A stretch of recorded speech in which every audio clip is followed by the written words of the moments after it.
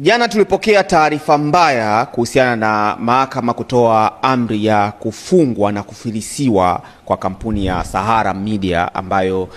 imefanya kazi kubwa sana ndani ya tasnia ya habari kwa miaka mingi, na hii kampuni inamilikiwa na mwanasiasa ama kiongozi pia ambao ni Steven Diaro ambaye kwa muda mrefu alikuwa kiongozi. Sasa hii kampuni ina maana imeshindwa kujiendesha, na ni habari mbaya sana nadhani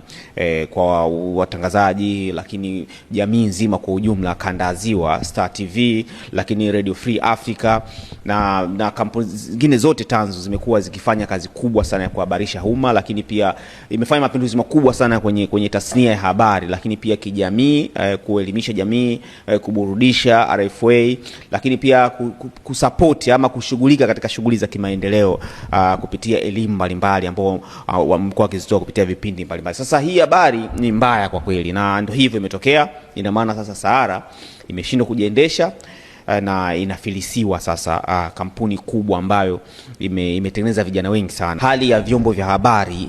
vingi ni mbaya, na hii si kwa maneno yangu, ni kwa mujibu wa tafiti ambazo zimefanywa, ama tafiti ambayo ilifanywa kwa kushirikisha pia serikali ambayo ikiongozwa na mwenyekiti wake Tido Mwando, na kueleza hali ya vyombo vya habari ni mbaya, na sababu ziliainishwa nyingi, ikiwemo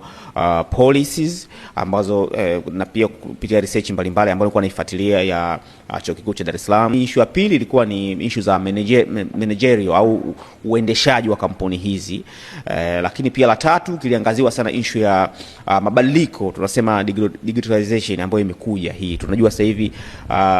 mitandao imekuja kuchukua nafasi kubwa sana, imebadilisha tabia ya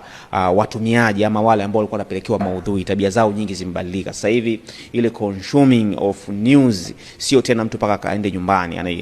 anaifeed kwenye simu yake. Sasa ukishindwa kuadapt na kwenda na dunia inavyoenda, lazima utaingia kwenye dimbu hili, na sio tu hiyo, media nyingi zitashindwa kufanya transformation hiyo na kwenda huko kwenye digitalization ambayo itawafanya sasa waanze kutengeneza pesa kutoka kwenye ule mfumo wa kizamani wa kuingiza matangazo ambayo ya kawaida na kuja kwenye digital. Lakini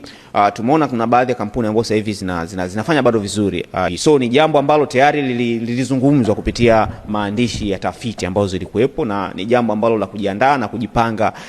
kwa serikali ambao wao ndio watunga sera moja kwa moja, lakini pia wamiliki wa vyombo vya habari kufanya transformation ambayo itaendana na hali halisi iliyokuwepo, lakini pia waandishi wa habari kubadilika sasa kutoka kwenye uandishi wa kawaida,